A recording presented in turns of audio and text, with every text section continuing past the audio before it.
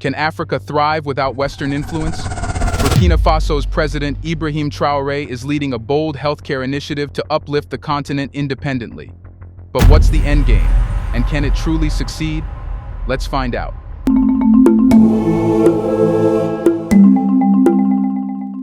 Starting with, how dependent is Burkina Faso on foreign pharmaceutical imports, and why does this make the country vulnerable? Here's a startling fact. 99% of the pharmaceuticals used in Burkina Faso are imported. This overwhelming dependence on foreign pharmaceutical products costs the country over 130 billion CFA francs annually, money that could be reinvested into local infrastructure, education, or public health systems. The reliance on imports also makes Burkina Faso highly vulnerable to global supply chain disruptions, leaving its population at the mercy of pricing and availability decisions made by multinational corporations based in far-off countries. The situation in Burkina Faso mirrors the plight of many African nations that have found themselves in similar predicaments. Decades of reliance on imported medicine have stifled the growth of local industries, leaving Africa with an underdeveloped pharmaceutical infrastructure.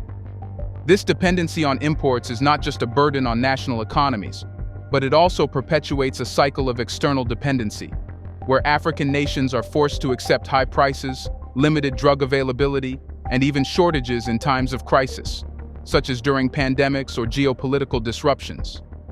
Why is Burkina Faso so dependent on imports? The simple answer is a lack of infrastructure. The country lacks the industrial capacity and technological expertise needed to produce pharmaceuticals on a large scale.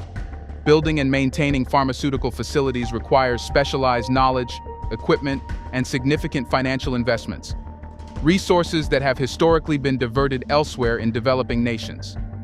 Meanwhile, Big Pharma has exploited this vacuum by creating a system that benefits their profit margins while keeping developing countries dependent on their products. This is where Ibrahim Traore comes in. Recognizing the dangers of this dependency, Traore is determined to transform the healthcare landscape of Burkina Faso through a revolutionary project: the creation of the Integrated Pharmaceutical Technopole. This isn't just another factory.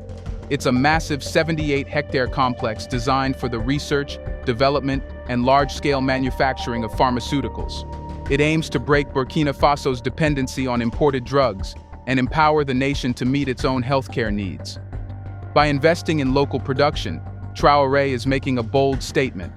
Burkina Faso will no longer be at the mercy of foreign corporations when it comes to life-saving medicines. This technology is not only a response to the country's immediate needs, but also a long-term strategy for economic independence. Local production will create jobs, stimulate the economy, and give Burkina Faso greater control over drug prices and availability. Appeal to popular opinion. The Technopole's business model reflects Traore's vision of national sovereignty in healthcare. 98% of the shares in the Technopole are held by the Burkinabe state, ensuring that the pharmaceutical industry remains under local control. This contrasts sharply with the usual foreign-led investments that often dominate Africa's industrial landscape. By ensuring that the majority stake remains with the government, Traore is putting the healthcare needs of his people ahead of corporate profits, marking a significant departure from the Western aid model that has long dominated African development. But what makes Traore's vision different from other development initiatives in Africa? And how will Burkina Faso achieve self-sufficiency in the healthcare sector? Here's a reminder to please like and share the video and subscribe to our channel to watch more videos on Black culture, history, civilization, and identity. Let's continue now. The plant was visited on Tuesday by Prime Minister Alberto Ouedraogo. According to its promoters, this factory will ensure a permanent availability of the most requested medicines. The Integrated Pharmaceutical Technopole is not just another industrial complex. It's a bold and visionary step toward healthcare self-sufficiency for Burkina Faso and potentially the entire African continent. At its core, the Technopole aims to establish Burkina Faso as a leader in pharmaceutical research and development, with a focus on diseases that have long been neglected by the global healthcare industry, such as malaria, tuberculosis, and HIV/AIDS. For decades, the global pharmaceutical industry has centered its research efforts on diseases that primarily affect wealthier nations, often leaving neglected tropical diseases and NTDs that plague Africa underfunded and overlooked. By establishing a pharmaceutical industry that is driven by local needs, Burkina Faso is filling a critical gap in healthcare innovation. In addition to drug manufacturing, the technology will focus on scientific research. Traore's government has already laid the groundwork for partnerships with African universities, medical research institutes, and international partners who share a vision of advancing healthcare on the continent. This will position Burkina Faso as a hub for pharmaceutical innovation in West Africa, attracting not only investors but also top scientific talent from across the continent. Crucially, the Technopole's approach is holistic. Traore understands that healthcare is not just about making drugs, it's about ensuring access to healthcare for all Burkinabe, especially those in remote areas. To that end, the government has deployed a fleet of 80 mobile clinics to serve the country's most isolated populations. These clinics are equipped with state-of-the-art diagnostic tools, enabling them to provide primary healthcare, diagnostics, and emergency medical services in areas where healthcare facilities are scarce. While some of the mobile clinics have faced challenges with functionality, which has sparked criticisms from opposition parties, the overall success of the initiative cannot be denied. These mobile clinics are already making a significant impact by bringing healthcare directly to the people, bypassing the logistical barriers that have long plagued rural healthcare in Burkina Faso. At the heart of this initiative is Traore's unwavering commitment to national sovereignty. By keeping the majority of the Technopole's ownership in the hands of the state, Traore is ensuring that the interests of Burkinabe citizens remain the top priority. This is a stark contrast to many African nations that have had to cede control of critical industries to foreign investors or governments in exchange for short-term financial gains. Traore's approach signals a new model for African development, one that prioritizes self-reliance and local control over foreign capital. As Burkina Faso strengthens its commitment to healthcare independence, one cannot overlook the key role that China is playing in this healthcare revolution. What does China's involvement mean for Burkina Faso's future? As Burkina Faso takes on Big Pharma, one of its most crucial allies is China, a key player in Traore's healthcare revolution. Over the past decade, China has become a significant partner for African nations, providing infrastructure investments, medical aid, and financial support across the continent. In the case of Burkina Faso, China has stepped in to support Traore's bold healthcare initiative by donating state-of-the-art medical equipment, a move that underscores China's growing influence in African development. China's involvement in Burkina Faso's healthcare sector is part of a broader strategy to expand its influence through the Belt and Road Initiative (BRI), which has seen China fund infrastructure projects from roads and bridges to power plants and ports across Africa. But now, with the establishment of the integrated pharmaceutical Technopole, China is positioning itself as a key partner in Africa's healthcare future. For Burkina Faso, China's support is vital.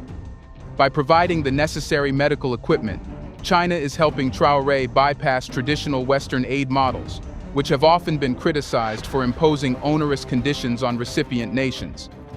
Unlike the International Monetary Fund (IMF) or the World Bank, which often tie aid and loans to specific political or economic reforms, China's investments come with fewer strings attached, allowing countries like Burkina Faso to maintain more sovereignty over their development paths. China's partnership with Burkina Faso also reflects a broader shift in Africa's approach to international relations. As more African nations seek alternatives to the traditional Western aid model, China has positioned itself as a reliable partner, one that offers investment and expertise without the political baggage that often accompanies Western aid. This shift represents a significant challenge to the Western-dominated global order, as African nations increasingly look east for their development needs. But China's involvement in Burkina Faso's healthcare sector is not without its critics. Some have raised concerns that China's investments could lead to debt dependency or result in over-reliance on Chinese expertise and technology.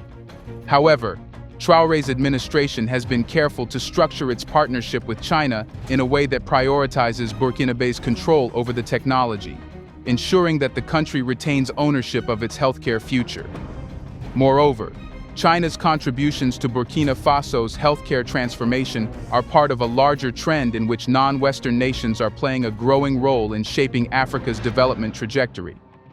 This shift has significant geopolitical implications, as it signals a rebalancing of global power away from traditional Western hegemony and toward a more multipolar world order in which African nations have greater autonomy over their development choices. As China supports Burkina Faso's push for healthcare independence, the question remains, how will Big Pharma respond to this challenge? What obstacles might lie ahead for Traore's revolutionary plan? Ibrahim Traore's healthcare initiative poses a direct threat to the global pharmaceutical giants that have long controlled the healthcare landscape in Africa. Big Pharma, which has dominated Africa's pharmaceutical market for decades, profits immensely from the continent's reliance on imported medicines. But with Traore's integrated pharmaceutical technopole poised to produce low-cost, high-quality drugs that meet the needs of African populations, Big Pharma's monopoly over the market is under siege. At its core, Traore's vision is about breaking the cycle of dependency that has kept African nations reliant on foreign pharmaceutical companies for basic healthcare needs. For too long, multinational corporations have dictated the terms of healthcare in Africa, setting prices, controlling supply chains, and focusing research on diseases that primarily affect wealthier nations. But Traore's initiative represents a shift toward African-led healthcare solutions, with a focus on addressing malaria, tuberculosis, and other diseases that have been historically underfunded by Western pharmaceutical research. Big Pharma's response to this initiative is likely to be swift and aggressive. These corporations have vast resources at their disposal, and they are unlikely to relinquish their grip on the African market without a fight. We can expect lobbying efforts, legal challenges, and even public relations campaigns designed to undermine Traore's initiative and protect Big Pharma's interests. One of the key strategies that Big Pharma is likely to employ is the use of intellectual property laws to block the production of generic medicines in Burkina Faso. These laws, which protect the patents of pharmaceutical companies, have been a major barrier to the production of affordable drugs in Africa. By invoking patent protections, Big Pharma could attempt to prevent Burkina Faso from manufacturing certain life-saving medicines, forcing the country to continue relying on expensive imports. But Traore's administration appears ready for the fight.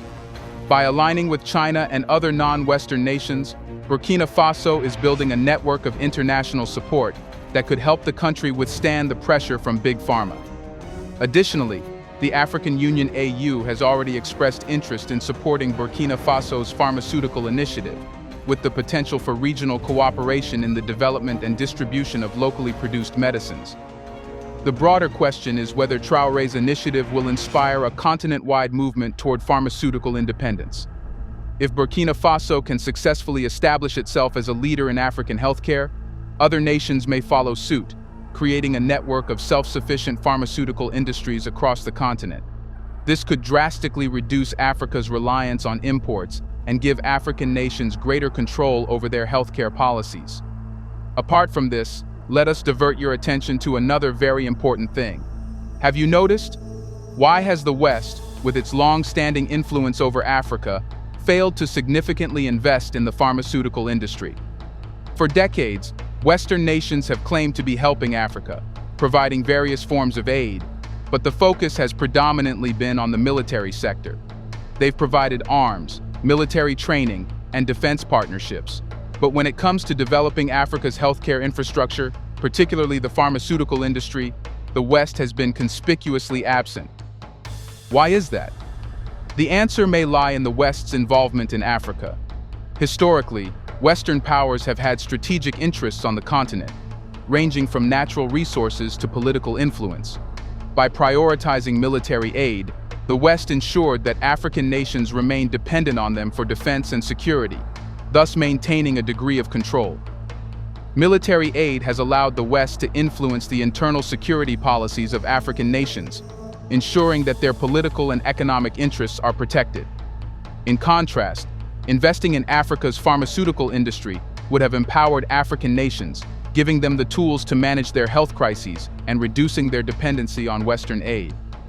Pharmaceutical development is vital to any nation's long-term self-reliance, yet the West has largely stayed out of this sector in Africa. This oversight raises serious questions about the true intentions behind their aid.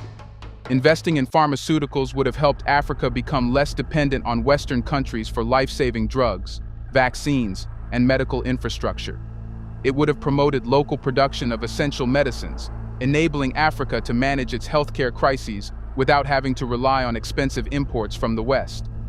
But that kind of independence might have diminished the West's leverage over African nations. Keeping Africa reliant on external aid for healthcare ensures that the continent remains vulnerable to external influence. On the other hand, China, which is often criticized for its growing influence in Africa, has taken a different approach. Critics argue that China's involvement in Africa is exploitative, with many accusing Beijing of neo-colonialism. But China's actions tell a different story when it comes to healthcare. Unlike the West, China has been at the forefront of providing pharmaceutical and healthcare assistance to African countries, including Burkina Faso. China has donated medical supplies, built hospitals, and shared technology to help African nations improve their healthcare systems. This begs the question, if China is supposedly exploiting Africa, why has it prioritized healthcare, a sector that directly benefits the local population? China's investments in the pharmaceutical industry and healthcare infrastructure challenge the Western narrative of exploitation.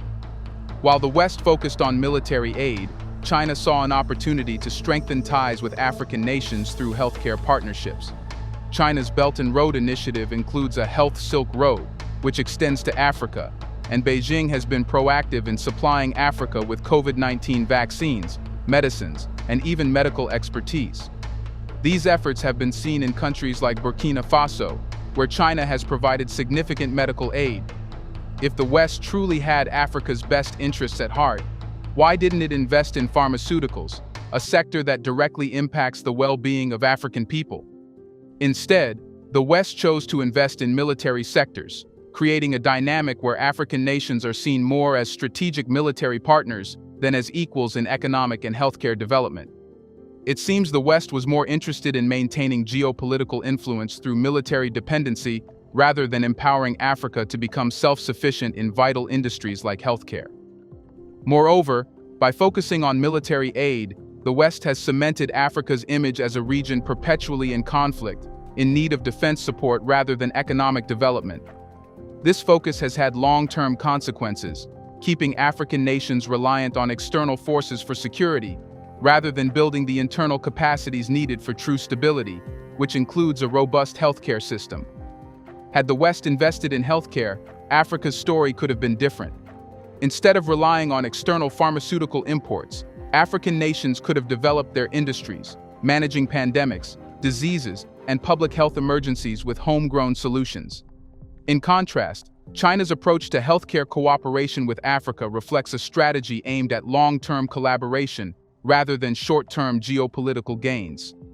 China's healthcare support doesn't come with the same political strings attached as Western military aid, making it a more attractive option for countries like Burkina Faso. And while the West accuses China of taking advantage of African nations, it's worth noting that China is investing in areas the West never prioritized, areas that can lead to real development and independence for African nations. Ultimately, the West's reluctance to invest in Africa's pharmaceutical sector speaks volumes about its true intentions. Military aid ensures that African nations remain dependent and vulnerable to external influence, while pharmaceutical and healthcare investments would have fostered independence and self-reliance. China, by contrast, has stepped into the healthcare space, challenging the Western narrative of help by providing the kind of assistance that Africa truly needs. As Burkina Faso's president Ibrahim Traore pushes forward with his healthcare initiative, one must ask, why did it take so long for a major power to recognize the importance of supporting Africa's healthcare system? And why was it China, not the West, that answered the call? Anyways, we all know why.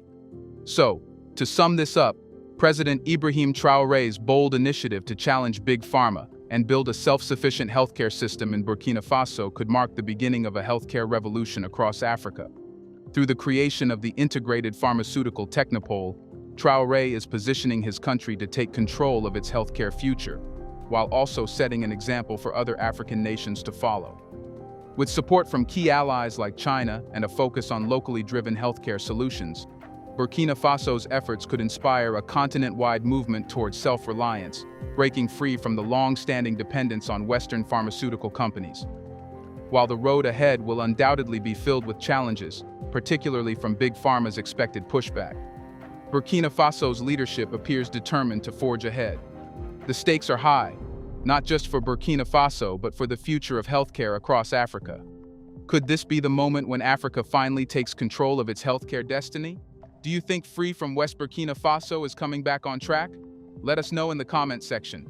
Will the West try to help Africa now that it's too late? Do you want to watch more videos like this one? If so, subscribe to our channel and press the bell icon next to it. We have decided to bring videos on something nobody talks about: the Black culture, civilization, history, and evidence about how glorious Blacks have been. Thanks for watching, and until the next video, stay tuned.